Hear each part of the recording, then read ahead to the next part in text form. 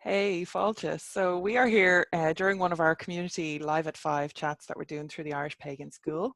And there was a comment in the chat there from Morgan Daimler, fantastic author extraordinaire. And what? You knew I was going to do that. And John had made a comment about story informing us about the world around us. And Morgan said that it had given them a realization or an epiphany, actually, was what they said. So I invited Morgan to come on and just maybe talk about that for the times that are in it. Yeah. Well, John had been talking about how, story informs our understanding of the world around us. And he was using the examples of, when someone talks about a tree or says the word tree, and then you have that context for what that thing is. I think he also used chicken as an example. Excellent choice of an example, by the way. And it just had gotten me thinking. One of the things that I kind of rant about on a very regular basis is the way that people in the pagan community will take material from urban fantasy and that sort of thing, and relate that to or decide that that's what the good folk are. That they read a young adult novel that depicts them a certain interesting way, and then they move forward and incorporate that into their spirituality, and that sort of becomes their understanding of what these beings are. And I've always had a lot of frustration with that, and I haven't really understood it, which, to be fair, I mean, first of all, my brain is a very strange and foreign land, but I've also grown up with legitimate, I guess you'd say, like, traditional folk beliefs relating to these beings. And so to me, fiction has always been fiction. It's just a fun made up story, but I know it's not real. Whereas folklore and actual fairy lore is like a separate, entirely separate category to me. And when John was speaking, I had that epiphany, and it suddenly occurred to me that this is why so many of these people have the worldview that they have when it comes to the other world, because those are the stories that are informing them. They don't have the background or the basis in um, the actual cultural beliefs, or the understanding that comes from growing up with it or learning about it from that perspective. They just have Holly Black's novels, or whoever it is, the Dresden Files. And because of the way that humans work and incorporating stories the way that they do, which is what John is saying, um, intentionally or unintentionally, that's why that becomes that viewpoint. And that was a real aha moment for me, epiphany, because it never occurred to me that that's what was going on. It just always seemed to me like it's just people who aren't, who are sort of on the surface, or shallow with it, and just taking the easiest thing because they read a book or they watch a movie or whatever.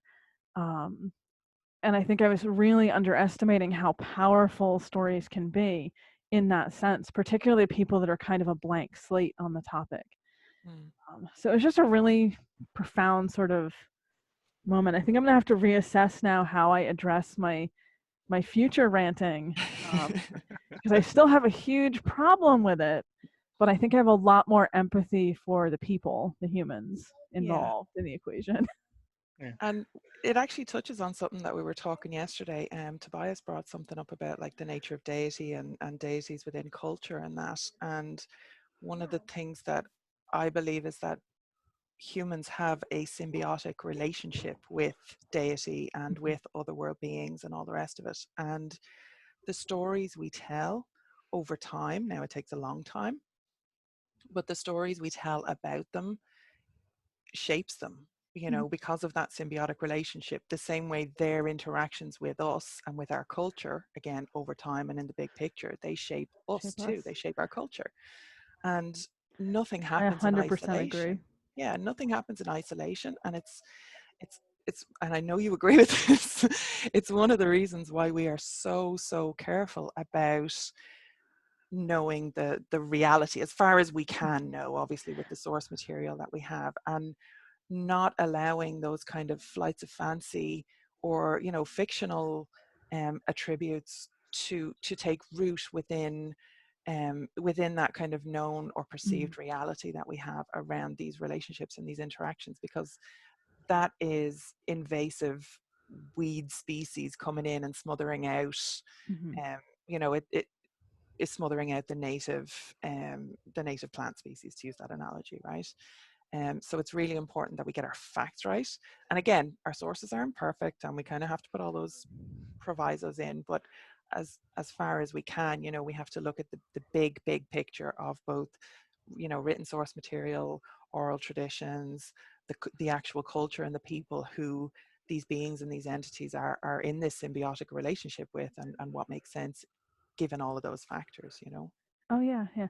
I have two things that I want to say quick, because now you're getting me thinking, as you do, Laura. Um, Works both ways, Morgan.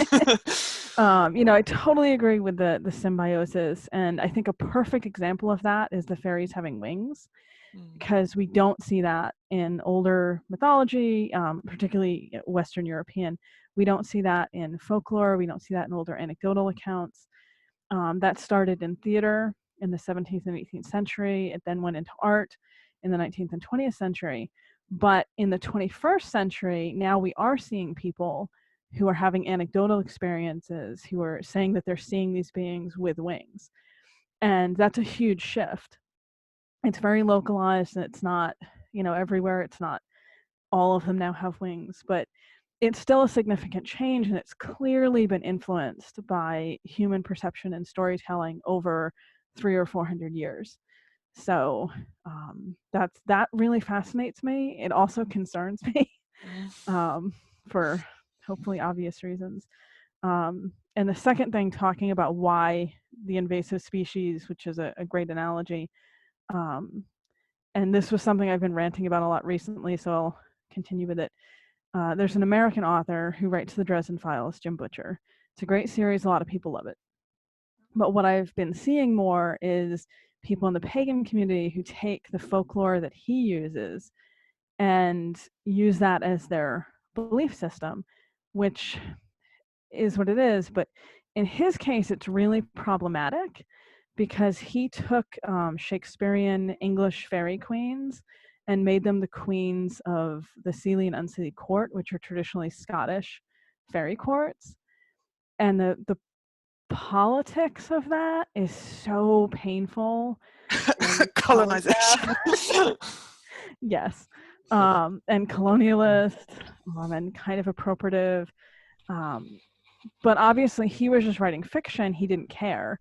He just picked two names that he knew that were Shakespearean, and then, you know, grafted it on to these Scottish concepts without really understanding what they were or what he was doing. But now it's becoming a belief.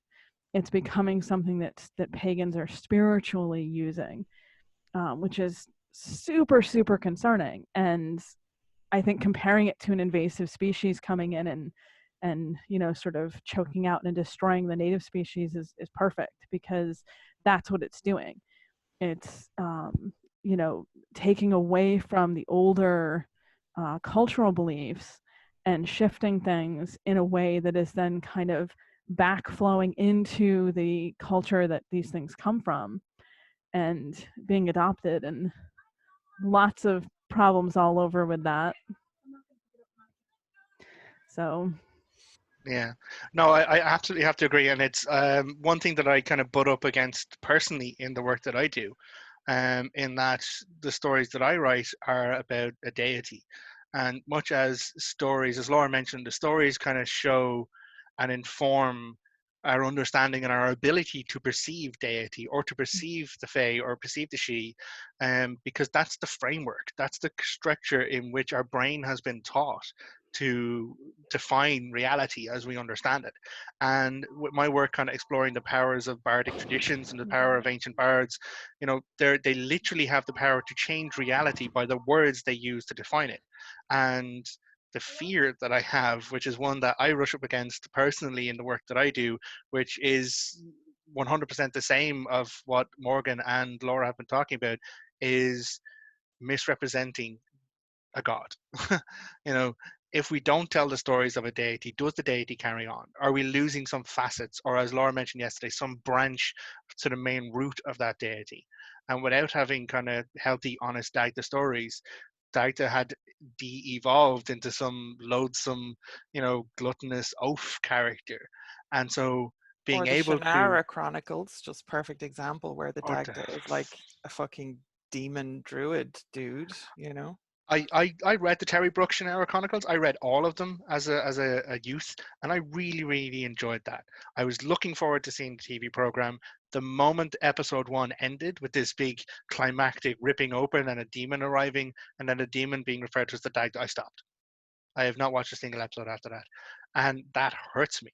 Everywhere I go, when I see people misusing the stories, misusing or purposely misrepresenting, much like the Mórrígan being a sexy succubus from some Japanese anime, you know, or the Mórrígan being like a bog witch who's all like, you know, sexy cleavage out witch, you know, in Dragon Age. You know, all of these are horrible circumstances when you know the root character, when you know the root of it. But if that is your only interaction, if that is your only awareness of that, then that is your reality, that is your perception. And that's why it's so crucially important for people like Morgan and Laura, and I will put myself in this mix because I need to, people like me, to be faithful to the truth, to the core, to the root of what those characters are. It may be uncomfortable, it may be difficult to do, but if we are not providing true, honest reflections and stories,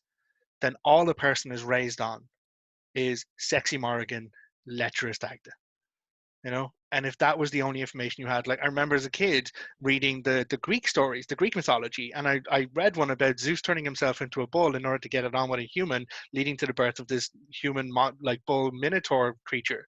I was horrified, and that was the only story I'd ever read about Zeus, and I was like, what the fuck is that? That was my understanding. That was what Zeus was for me, and in many ways still is. Like he's but it's about understanding the power of words, the power of story. We are so emotionally connected through this medium, through the story. Laura has said it so many times in many of our conversations. Television is the new religion. Movies are the new religion. You know, media in that way is the new religion. That is where people are getting their content. As Morgan said, you know, people are reading Jim Butcher books. People are reading these other dark fantasy elf books, and they are then adopting it. And it's much like Halloween. Like Halloween is a native Irish Samhain festival about preventing the Sidhe taking your fucking children by dressing them as monsters. It then goes out of Ireland, it then changes, it then grows, and it becomes this celebration festival of, like, you know, dressing up as a sexy whatever the fuck. And then that comes back into Ireland, and suddenly the true nature of Halloween in the country where it was born is now something entirely different. And it's that kind of example of this invasive return. Something goes out, it changes. Now, change is not bad. Anything which doesn't change stagnates and dies. 100% on board with that. But the nature of the change, the culture of that change, the formation of that has to be based on a truth, has to be based on an understanding and a reality. And that is a fear I have as a Dagda guy writing Dagda stories. Am I changing the nature of the story? Am I changing the nature of the deity or perceptions? And that is something I told very, very seriously, and I work very hard on. I think everything you're doing, John, is really brilliant and inspired, and speaks to the older mythology just through a modern lens, in my personal opinion. Yep. But I think the larger issue that you're addressing here, yourself excluded, and some of the stuff we touched on earlier, a lot of it is rooted in colonialism and cultural appropriation. And what you're talking about with the stuff being exported and imported back in, that's exactly what cultural appropriation does. It takes, and I know you all already know this, I'm just in a ranty mood, so now you're going to have to hear me rant. It takes those things from the original culture without really understanding them, repackages them, you know, tweeze them up quite a bit most of the time, but then puts that out there as the dominant narrative and says, you know, oh no, you know, these beings are completely different from that. It's something else. And then that becomes the popular cultural view, mainstream view. And the culture that they originated in ends up taking that back in and being like, well, you know, we need to adjust, or they do it whether they're thinking it that way or not, but that's what ends up happening. And it's really tragic. So many minority cultures get just effectively written over. I have very strong opinions on this. Yeah, and that's actually where my analogy of the invasive species came from originally, because that's how it feels as an Irish spiritual person, as a teacher, as an educator, as a writer, to try and compete against all the bullshit that's out there. It really feels like we're fucking smothering, we're drowning in it. And it feels like we are being crowded out of our own space, you know. And I think, John, just to kind of answer your point as well, that the difference with somebody who actually has that basis and that foundation, you know, the work Mórrígan does, the work you do, and with fiction particularly, as we're talking about that, because Mórrígan has awesome fiction books as well, by the way, all free on Kindle at the moment, I think. The first 3 are free. Yeah, the first 3, yeah, awesome. Definitely go and check those out. But like, the difference is that, you know, when you know the culture, and again, to Morgan's original point and epiphany, I think the difference is knowing the source, knowing the material, knowing the culture, because then it becomes inspired by that, and you're able to take that then, and, you know, it grows rather than smothers, if that makes sense. It grows from healthy, you know, fertilized native soil, and grows into something that's supposed to be there and doesn't take over and doesn't overcrowd it and doesn't change the fucking pH content in the soil effectively, like, which is what a lot of Irish pagan stuff does, which is what a lot of like Celtic fiction stuff is gonna do if we leave it to just take root, you know. Yeah, definitely. Where I live, we have an invasive plant called bittersweet. And it was brought in initially to be decorative, but it's gone wild. It's a sort of vine, but what'll happen is when it area, it'll grow up and cover trees, and it'll take down a full-grown 300-year-old oak. It just covers it and smothers it and kills it, and it's extraordinarily difficult to get rid of. Even if you pull it up by the roots, it'll still grow back. You actually have to take boiling water if you don't want to use a really toxic pesticide. You have to actually take boiling water and use that to kill the roots, because otherwise it's almost impossible. It just continuously, no matter how much you cut it down, no matter how much you pull it out, just continuously keeps coming back, and it's enormously destructive.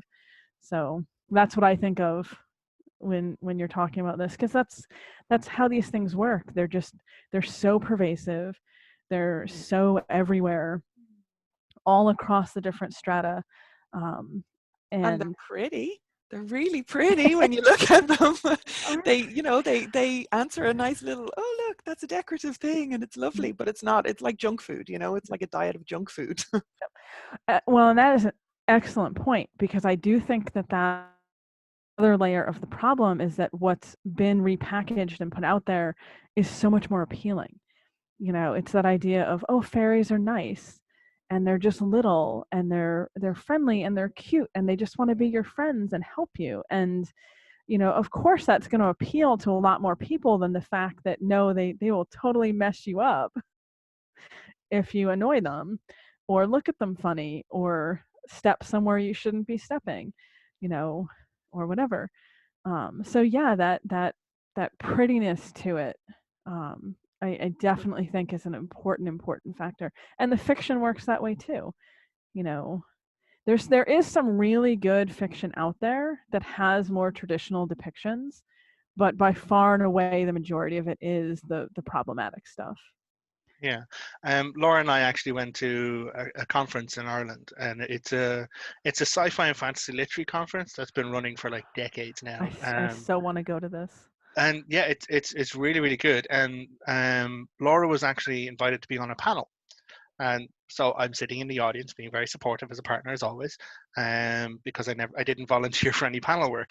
But the panel was actually about the depiction of deity in fiction, which was amazing and awesome. And you know, it was so many different authors who have presented gods or presented she or presented fae or presented anything in their works. And I'm really glad that they positioned this particular individual out of Laura's reach on the other end of the panel, because this particular individual's approach to deity or divinity or even any mention of spirituality or any religion, even world religions, was, I'll use it if it sells books. And that was a line that he actually said, and Laura challenged him, like, listen, do you not realize that the media, like what you're presenting, is corrupting and causing dissonance and noise about for people's living spiritual beliefs? And he was like, I don't care about that. I'll use whatever I want in whatever way I want because it will sell books. And that's what we're up against. That attitude, that kind of thing of like, well, it's only just a story anyway, so I'll do whatever I want because it's only a story. And that has to be something we take on board as the difference between, fiction, work of fiction, like the Similarian. Tobias shared like the Similarian. That is a work of fiction. It takes and it leans from, mythological sources and folklore and stuff. But Tolkien went and he made an entire world, made a whole language and everything else. Lad did the work in his own way. But if you're going to mention a god, a deity, a pantheon, a spiritual belief, a spiritual practice of any people, living or dead, even if there's no descendants of that, there still should be some acknowledgement of where the lines are. Like, if you just make everything a story, then everything is false. Nothing is true. Nothing is real. Because story, as I mentioned earlier, forms that baseline, forms that definition of our reality. People who grew up with Star Wars, that informs their understanding of it. People who, new generations growing up with Harry Potter, that informs their reality of it.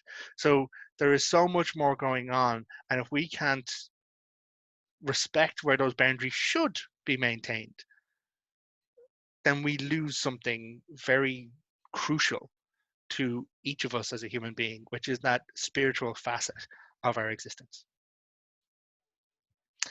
Yep. So thank you very much. Morgan, delight to have you as ever. Thank you very much for joining us with this. And we'll probably just be sharing this through our social media for the Irish Pagan School and to support our drive towards community engagement in these difficult times in the world. If we come together as community, we're stronger together. And that's our intent with all of this. So thank you again, Morgan.